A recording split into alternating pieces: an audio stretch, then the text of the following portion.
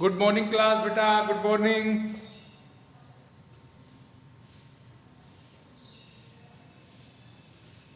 Good morning sir. Good morning. Good morning sir. Good morning बेटा, good morning, good morning. क्या पढ़ रहे थे बेटा हम लोग?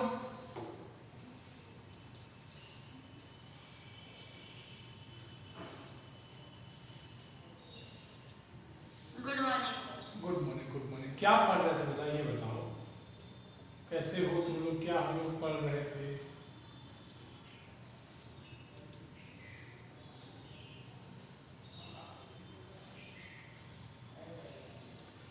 बोलिए, क्या हम लोग पढ़ रहे थे?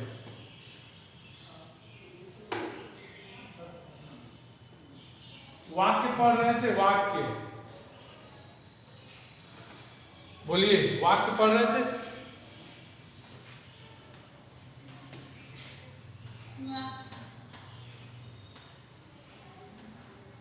वाक्य हम लोग पढ़ रहे थे, आपको याद होगा। वाक्य में हम लोगों ने क्या पढ़ लिया था? वाक्य की परिभाषा पढ़ ली थी। बोलिए, इसको पढ़ लिए थे। Yes sir. फिर इसके खंड को पढ़ लिए थे। खंड मैंने दो खंड आपको बताए थे, एक उद्देश्य और दूसरा क्या बताया था? बोलिए।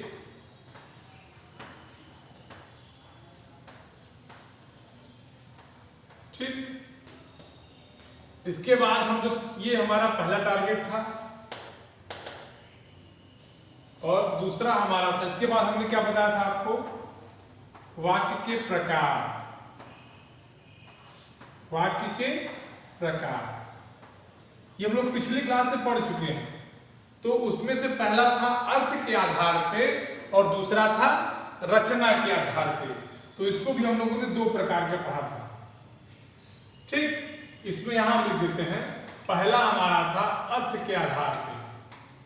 याद आ रही है कि नहीं बातें?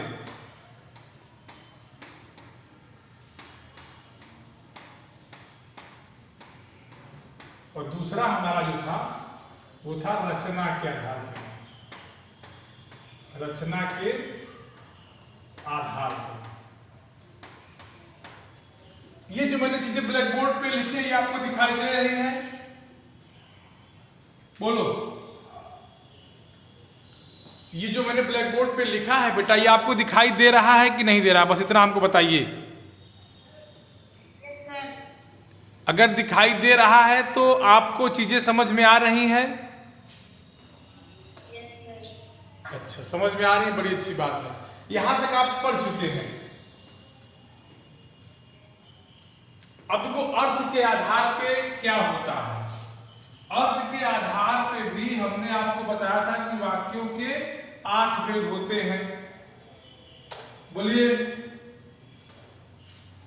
जब हम अर्थ के आधार पे वाक्य का भेद करेंगे तो उसमें हमने 8 प्रकार के बताए थे। यहां लिख देते हैं, अर्थ के आधार पे वाक्य।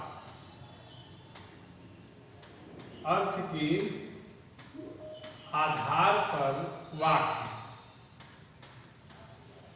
आधार पर वाक्य। इसमें 8 प्रकार के होते हैं। कितने होते हैं? 8। इसमें पहला हम पढ़ चुके हैं। पहला जो हमारा था विधानवाचक, आपको याद होगा।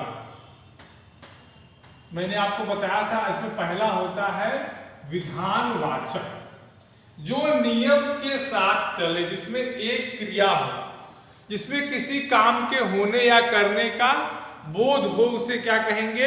विधानवाचक वाक्य कहेंगे। समझ गए? इसका हमने आपको बताया था कि जिसमें किसी काम के करने या होने का बोध हो, जिसमें किसी काम के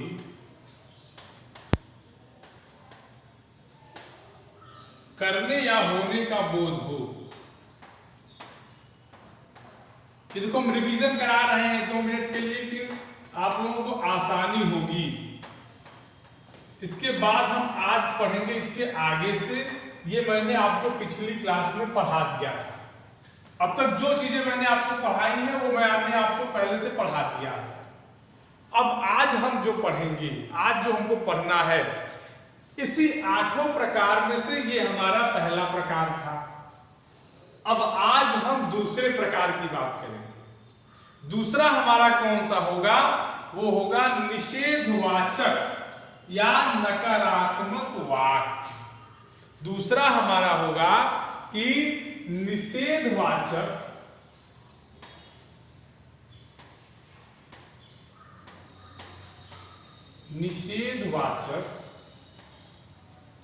आपको वाचक अर्थ मैंने बताया था, आपको याद होगा, बोलिए।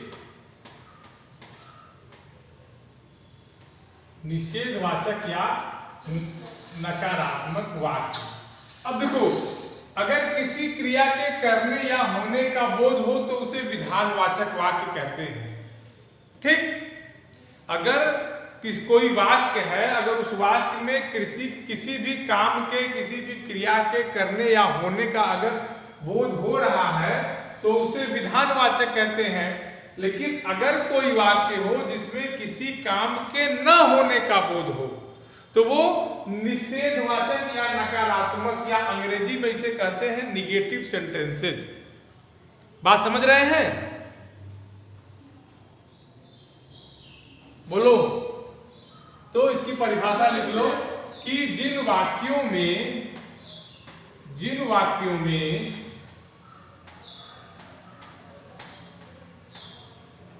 क्रिया के होने का पता न चले, क्रिया के न होने का पता चले या न होने का बोध हो, मतलब काम नहीं हो रहा है, ठीक है,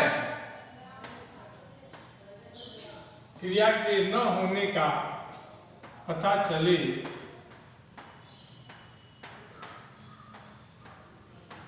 उसे क्या कहते हैं?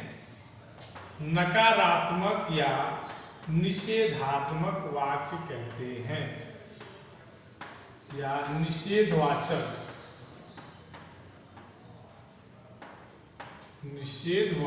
वाक्य कहते हैं। ठीक, बोलिए।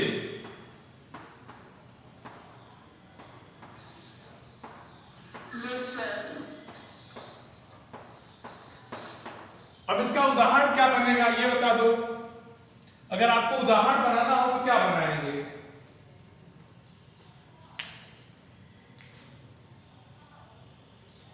अगर आपसे कहा जाए बच्चा कि उदाहरण बना के दिखाइए तो क्या बनाएंगे? आज सूर्य नहीं निकलेगा। सर इसका आज स्कूल नहीं जाएगा। हाँ, वह आज सूर्य नहीं निकलेगा। अरे हाँ, ये भी हो सकता है क्योंकि काम के होने का बोध नहीं हो रहा है।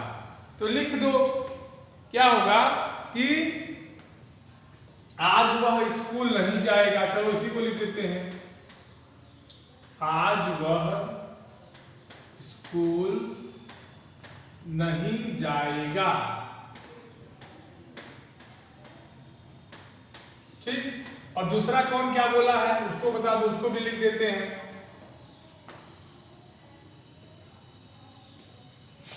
ये हमारा एक हो गया। नंबर 2, आज सूर्य नहीं निकलेगा। ये कोई बोला है ना?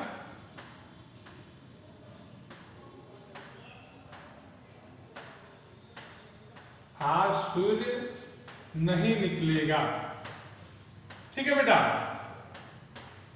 बोलो।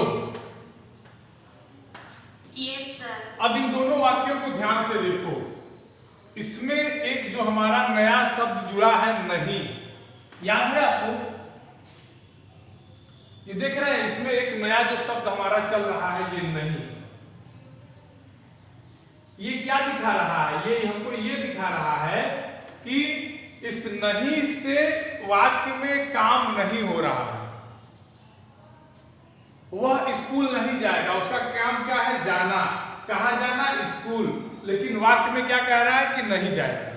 तो काम के न होने का बोध हो, यही तो नकारात्मक वाक्य कहता है। बोलिए। Yes sir. समझ गया नकारात्मक वाक्य? Yes sir. चलिए अगला देखिए, अगला क्या है? दो हमारे हो गए, विधानवाचक हो गया, नकारात्मक हो गया। तीसरा है प्रश्नवाचक वाक्य। अब देखो प्रश्नवाचक, प्रश्न माने क्या होता है, जिससे आप कुछ पूछते हैं वही प्रश्न है। अगर मैं आपसे पूछूं कि आप क्या कर रहे हैं तो ये प्रश्न है। तो जिन वाक्यों के द्वारा प्रश्न पूछा जाए उसे प्रश्नवाचक वाक्य कहते हैं। ठीक, यहां लिख लेते हैं। तीसरा नंबर हमारा क्या है, प्रश्नवाचक वाक्य। प्रश्नवाचक वाक्य जिसमें आपको प्रश्न की बात कही जाए।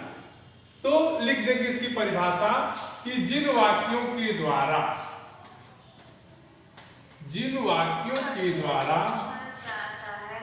हाँ प्रश्न को पूछा जाता है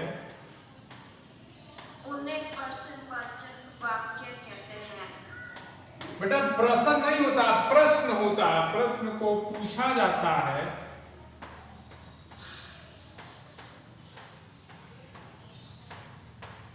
उन्हें प्रश्नवाचक वाक्य कहते हैं। क्या कहते हैं, प्रश्नवाचक वाक्य कहते हैं। ठीक, बोलिए कोई प्रॉब्लम किसी को कोई प्रॉब्लम? No sir. अब इसका उदाहरण देखो, हम यहां लिख दे रहे हैं, दूसरे पेन से लिख दे रहे हैं, कलर पेन से, आपको समझ में आ जाएगा। चलो इस पेन को यूज कर लेते हैं। इसका उदाहरण बेटा हम यहां लिख देते हैं, ये इधर यहां लिख देते हैं उदाहरण। ठीक है, उदाहरण क्या होगा, तुम क्या कर रहे हो। ठीक, क्या होगा, तुम क्या कर रहे हो, या लिखिए तुम कहां जा रहे हो। तुम कहां जा रहे हो।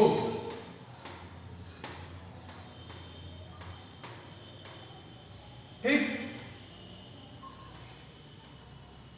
इसमें एक चीज ध्यान देना है, आप जब भी प्रश्नवाचक शब्द लिखेंगे ये प्रश्न चिन्ह जरूर लगाएंगे। यहां जगह नहीं थी, मैंने नीचे लगा दिया।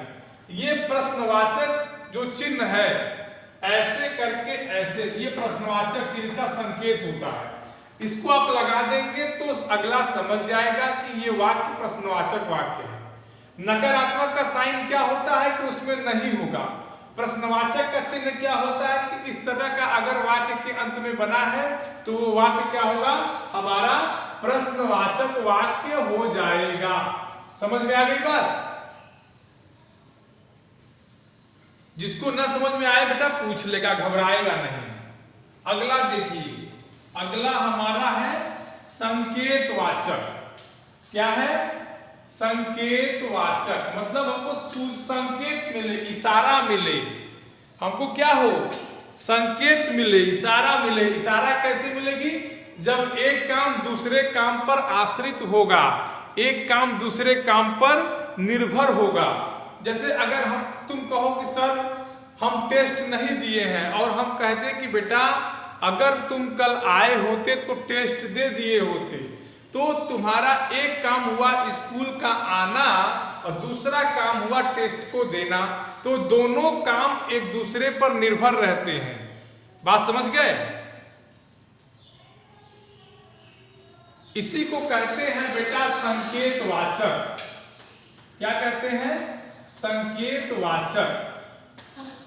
हाँ, मतलब जिसमें हमको संकेत का बोधन हो। तो लिख दीजिए इसकी परिभाषा कि जिन वाक्यों में एक क्रिया का होना दूसरी क्रिया पर निर्भर करता हो। जिन वाक्यों में हाँ, जिन वाक्यों में एक क्रिया का होना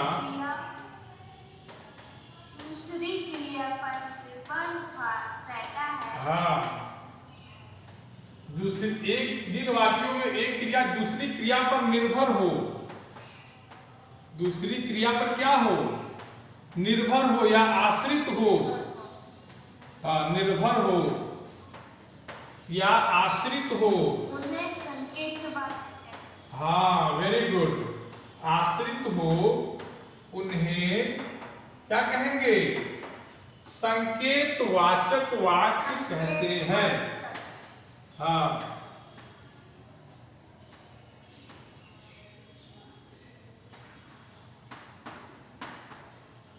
उन्हें संकेतवाचक वाक्य कहते हैं। बेटा मुझे लगता है सबको समझ में आ रहा होगा, किसी को कोई दिक्कत नहीं होगी। क्यों? ऐसा कुछ इसमें है नहीं कि आपको समझ में ना आए। एक बार देख लीजिए जो चीजें आपको समझ में आ रही है कि नहीं, जो लिखा हुआ है।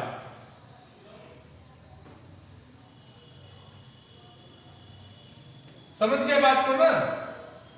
अब इसका उदाहरण अगर देखना हो तो मैंने आपको बताया ना कि यदि तुम आते या यदि तुम पढ़ते तो पास हो जाते। अगर हम कहें कि हाँ, अगर तुम पढ़ते तो पास हो जाते, अगर तुम पढ़ते तो पास हो जाते, तो पास हो जाते। एक ये हो गया। दूसरा लिख दीजिए।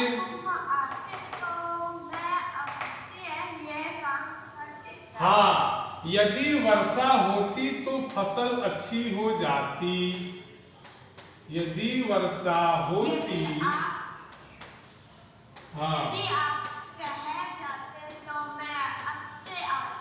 हाँ, समझ में आ रहा है बेटा ना?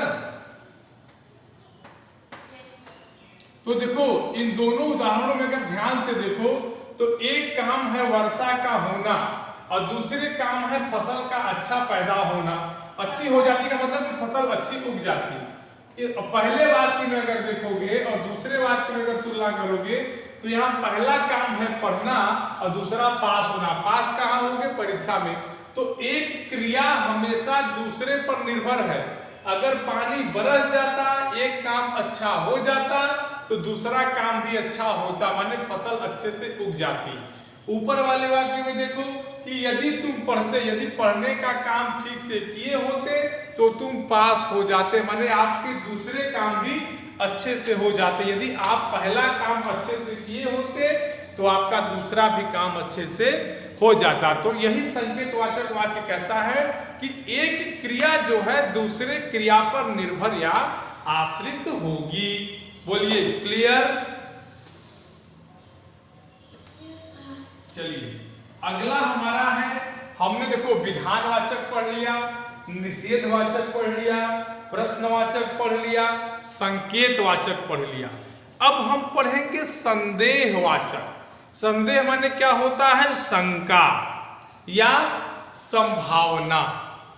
संदेहवाचक या तो हमको शंका होगी या संभावना होगी। जैसे अगर हम कहीं खड़े हैं और मान लो हम सड़क पार कर रहे हैं, बीच में रेल की पटरी आ गई है और फाटक बंद है, तब और हमको दूर आते हुए रेलगाड़ी की सीटी सुनाई दे रही है, तब हमको यह संदेह होगा। या क्या संदेह होगा कि या तो ये रेलगाड़ी होगी या मालगाड़ी, या तो ये पैसेंजर गाड़ी होगी या मालगाड़ी होगी। तो ये शंका या संभावना की जो बात आती है या इस तरह की जो बात होती है उसे क्या होते हैं? संदेहवाचक वाक्य कहते हैं। ठीक है, तो लिखिए संदेहवाचक वाक्य क्या कहेंगे?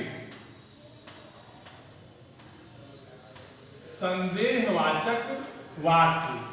तो इसकी परिभाषा बनेगी बेटा कि जिन वाक्यों में क्या बनेगी कि जिन वाक्यों में संदेह या संभावना का पता चले। लिख देते हैं यहां। हाँ, जिन वाक्यों में संदेह या संभावना का पता चले, संदेह या संभावना का पता चले, उसे क्या कहते हैं? संदेहवाचक वाक्य कहते हैं। ठीक,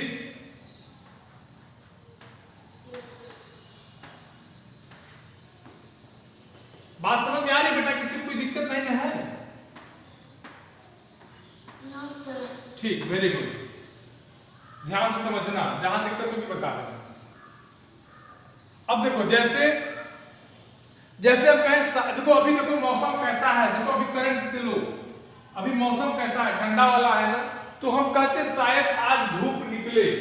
देखो अभी धूप नहीं निकली है ना, हमारे यहाँ तो नहीं निकली है भाई, तो हम इसी पे शंका जताएंगे, इसी पे संभावना व्यक्त करेंगे क्या, कि शायद आज धूप, हाँ हमारे यहाँ नहीं निकली है, शायद आज धूप निकले। ये देखो हमारा वाक्य है, इसमें शंका और संभावना दोनों है। ठीक,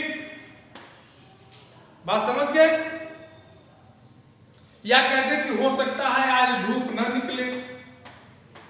इस तरह के जो वाक्य है बेटा ना, हो सकता है आज धूप न निकले।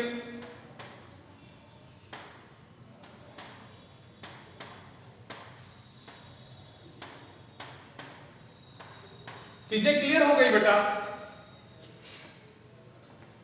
बोलिए, क्लियर हो गई ना? कोई दिक्कत किसी को? चलिए अगला हमारा है इच्छावाचक। कौन सा है? इच्छावाचक। अच्छा, इच्छावाचक क्या कहेगा जानते हो? जैसे हमारी इच्छा हो और उसी को हम बताएं, उसी को इच्छा कहते हैं। जैसे हमारी इच्छा क्या हो, जैसे हम लोग कहते हैं ना कि भगवान तुम्हारा भला करे, तो ये हमारी इच्छा है। हम कहते हैं ना कि सदा सुखी रहो, ये क्या है? ये हमारी इच्छाएं हैं। तो जिन वाक्यों में बोलने वाले की, बोलने वाला कौन है? हम। वाक्य कौन बोलेगा? हम बोलेंगे, कर्ता बोलेगा। तो जिन वाक्यों में बोलने वाले की इच्छा व्यक्त हो, आशा व्यक्त हो, आशीर्वाद दे, शुभकामना दे, हैप्पी बर्थडे हम लोग कहते हैं ना, जन्मदिन की शुभकामनाएं, इन सब बातों का जहां बोध हो वहां इच्छावाचक वाक्य होता है। समझ गए?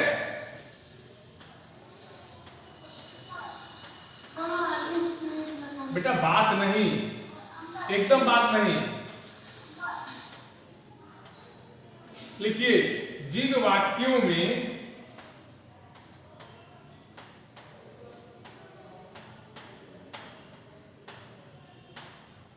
वक्ता की, वक्ता माने बोलने वाला, वक्ता माने यहां हम लिख रहे हैं बोलने वाला, कंफ्यूज मत होना। वक्ता माने होता है बोलने वाला, ये नहीं कि सर वक्ता माने क्या होता है। वो वक्ता माने होता है बेटा बोलने वाला, परेशान मत होना, ठीक है। जिन वाक्यों में वक्ता की इच्छा या वक्ता की आशा, वक्ता की इच्छा, आशा, आशीर्वाद,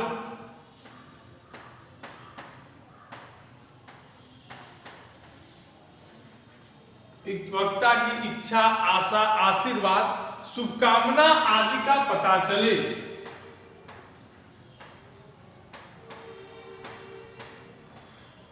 शुभकामना आदि का पता चले,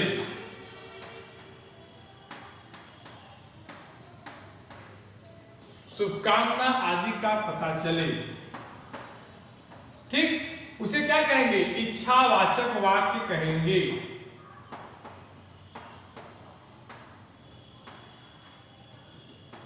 क्या कहेंगे? इच्छावाचक वाक्य कहलाता है।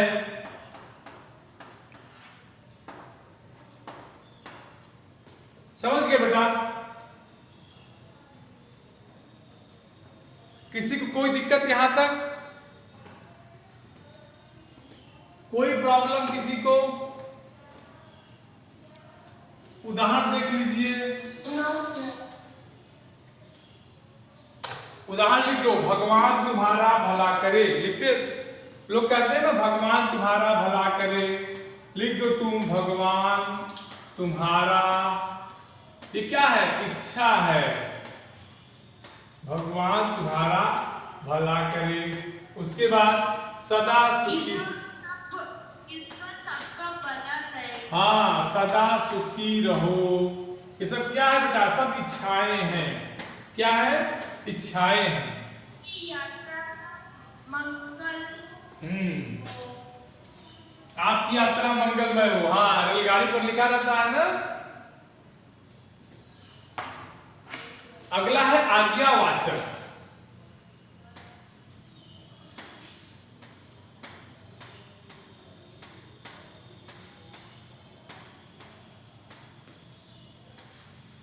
आज्ञावाचक। अब देखो आज्ञावाचक क्या करेगा? आज्ञा माने क्या होता है? हाँ, आज्ञा माने होता है आदेश या अनुमति, वाचक माने बताए। तो जिन वाक्यों से हमें आज्ञा या अनुमति का पता चले, ठीक, लिख लो। जिन वाक्यों से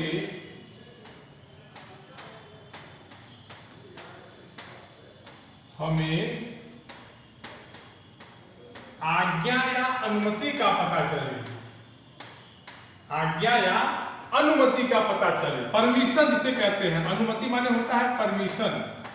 अनुमति का पता चले,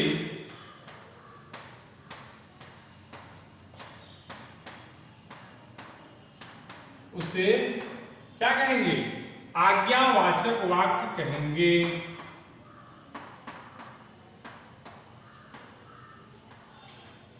क्या कहेंगे? आज्ञावाचक वाक्य कहेंगे। क्लियर हो गई बात? बोलो। जैसे अगर हम तुमसे कहें कि अब तुम पढ़ो, हम तुमसे कहें कि तुम पढ़ो, या तुम घर के अंदर जाओ, लिखो घर के अंदर जाओ, घर के अंदर जाओ, ठीक है। ये देखो, ये आज्ञा है कि जाओ, ठीक। क्या है? घर के अंदर जाओ। ये जो हमारा वाक्य है बेटा, ये आज्ञावाचक वाक्य है। ये आदेश दे रहा है कि घर के अंदर जाओ, ठीक है ना? बोलिए। या खाना खाकर पढ़ो, खाना खाकर पढ़ो, ठीक है। तुम लोग कहते हो ना कि मे आई कम इन सर, सर मैं अंदर आ जाऊं, ये अनुमति वाचक वाक्य है। समझ गए? बोलिए।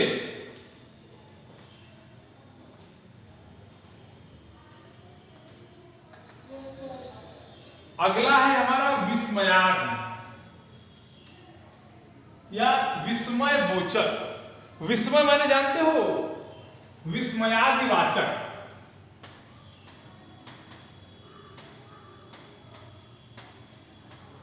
विस्मयादि वाचक,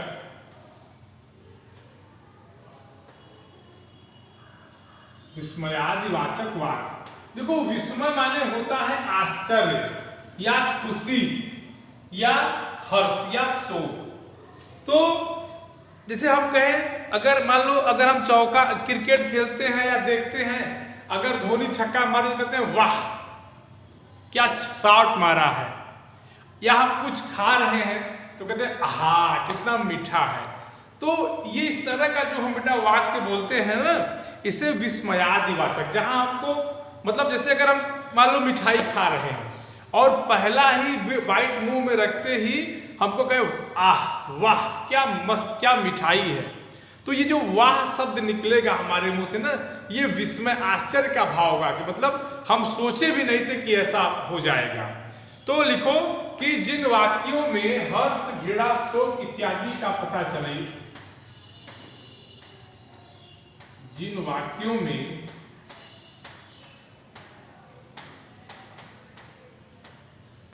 हर्ष घृणा शोक, देखो हर्ष माने होता है खुशी, घृणा माने होता है कि किसी दूसरे से नफरत करना, अशोक माने होता है दुख, ठीक। आश्चर्य आदि, आश्चर्य मैंने समझ रहे हो,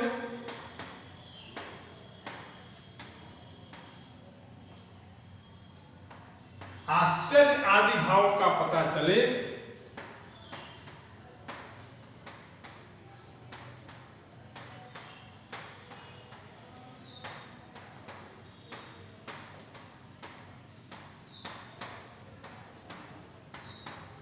उसे क्या कहेंगे? विस्मयादिवाचक।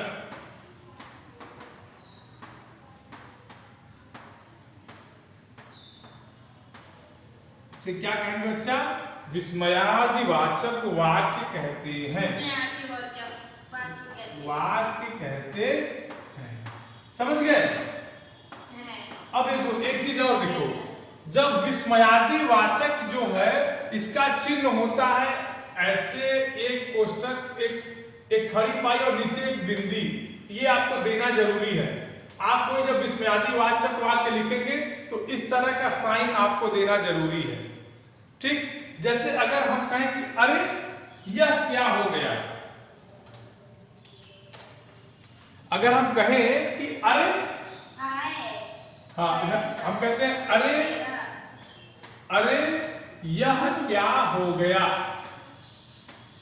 यह क्या हो गया। ठीक, अब ध्यान से देखो, देखो अरे के बाद हमने विस्मयादिबोधक चिन्ह दे दिया, समझ गए? ये समझ में आ गया ना? बोलिए। अच्छा, अगर ये समझ में आ गया है तो इसके बाद हम अगली क्लास में पढ़ाएंगे, ठीक है? हमारी अगली क्लास जब होगी बेटा उसमें हम आपको पढ़ा देंगे। अब किसी को कोई दिक्कत यहां तक, जो 8 भेद मैंने आपको बताए हैं?